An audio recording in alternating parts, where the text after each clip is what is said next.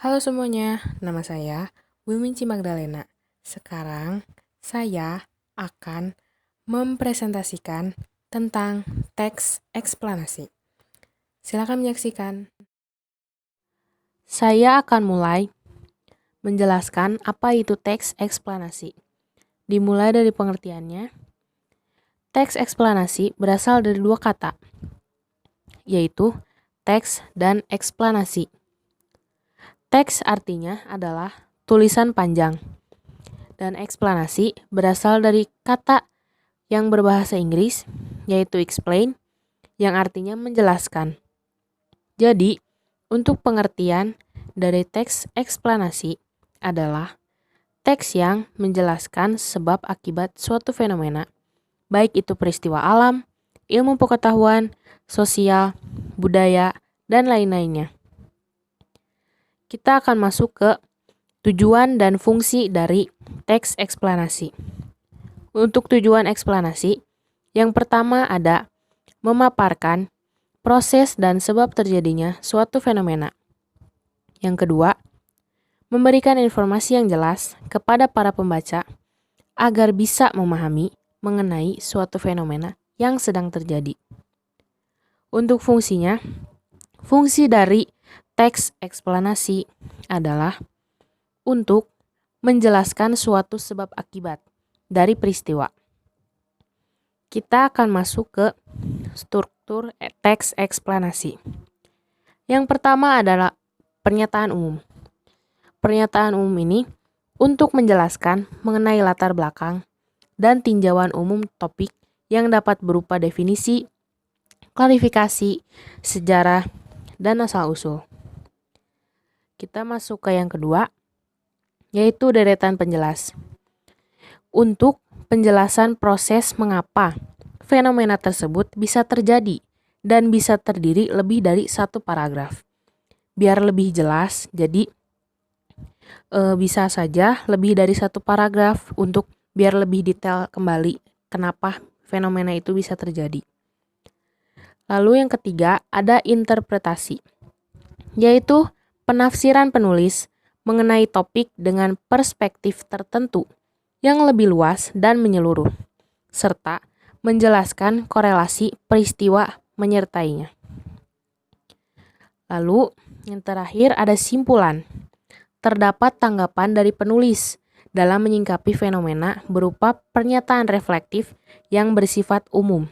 Jadi, untuk simpulan ini murni dari pemikiran si penulisnya dalam dia melihat si fenomena ini gimana. Kita masuk ke ciri-ciri teks eksplanasi.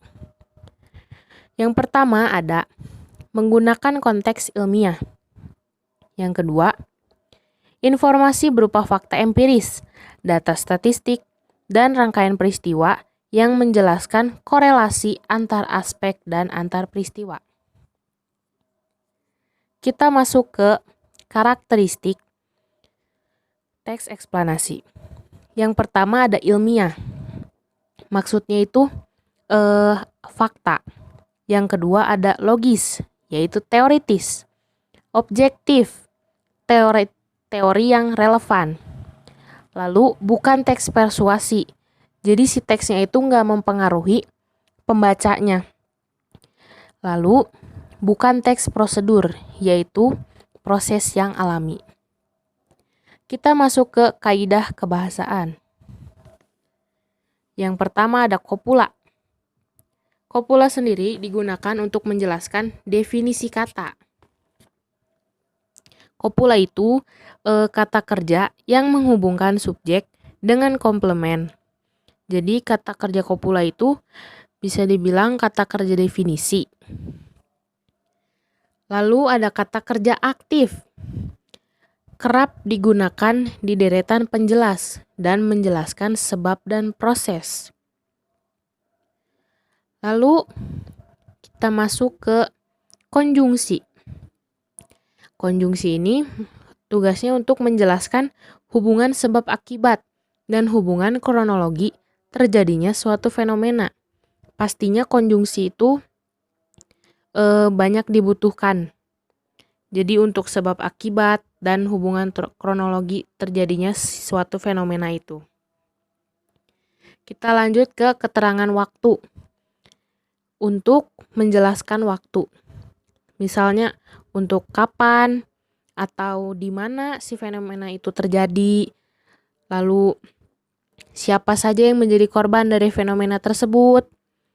Atau bagaimana fenomena itu bisa terjadi. Lalu kita masuk ke istilah ilmiah. Untuk memperjelas definisi, hubungan sebab akibat, atau kronologi terjadinya suatu fenomena. Lalu kita masuk ke kata ganti benda. Kata ganti benda yaitu subjek yang dijelaskan menggunakan kata ganti benda. Sudah diberitahu ada kaidah kebahasaan dari teks eksplanasi. Nah, di sini ada bagaimana cara menulis teks eksplanasi. Untuk menulis teks eksplanasi, ada 2 pola pengembangannya, yaitu sebab, akibat, dan proses. Di sini juga ada langkah-langkah untuk menulis teks eksplanasi, agar tidak salah untuk menulis teks eksplanasi tersebut. Ada 5 langkah. Yang pertama adalah membuat rancangan kerangka teks. Jadi ditulis dulu tuh, dibikin rancangan kerangka teksnya, baru nanti bisa dikembangkan jadi teks yang menarik. Yang kedua, menentukan topik yang menarik. Nah, ini juga penting, harus menentukan topik yang menarik itu, agar si pembaca itu tertarik untuk membaca lebih. Yang ketiga, mengumpulkan referensi atau fakta dan data. Ini tentu sangat penting untuk isi dari teks eksplanasi. Yang lanjut, mengembangkan teks dari si kerangka teks tersebut. Dilanjutkan, menyunting teks di akhir karena bisa saja ada yang salah tulis atau dari fakta atau datanya ada yang bukan fakta, jadi ada yang salah ditulis atau bukan, atau itu bisa hoax atau bagaimana. Jadi menyunting teks itu pasti di terakhir. Nah, itu dia video tentang penjelasan teks eksplanasi. Bagaimana? Sudah mengerti belum tentang teks eksplanasi? Kalau misalnya belum, boleh videonya diulang kembali agar bisa lebih mengerti dan materinya juga biar cepat nangkep. Jadi ngerti apa itu tuh teks eksplanasi, gimana cara bikinnya, terus tujuannya tuh buat apa, terus ada kaidah kebahasaannya juga biar nggak salah buat ngerjain teks eksplanasi nanti pas ada tugas.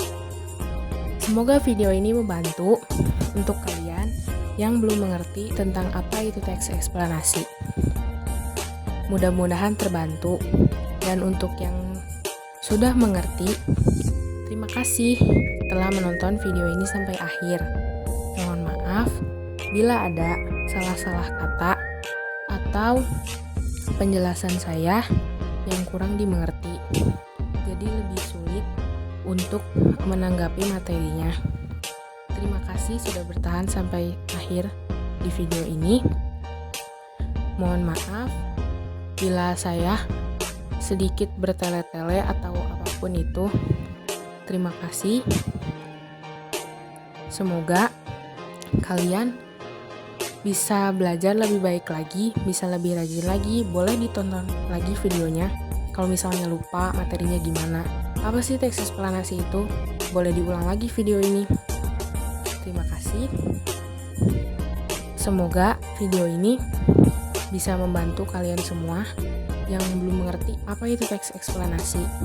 Dan untuk yang lupa-lupa juga atau pengen belajar lagi nih teks eksplanasi lebih dalam lagi, boleh nonton video ini lagi. Diulang lagi juga nggak apa-apa. Seneng malah kalau diulang-ulang.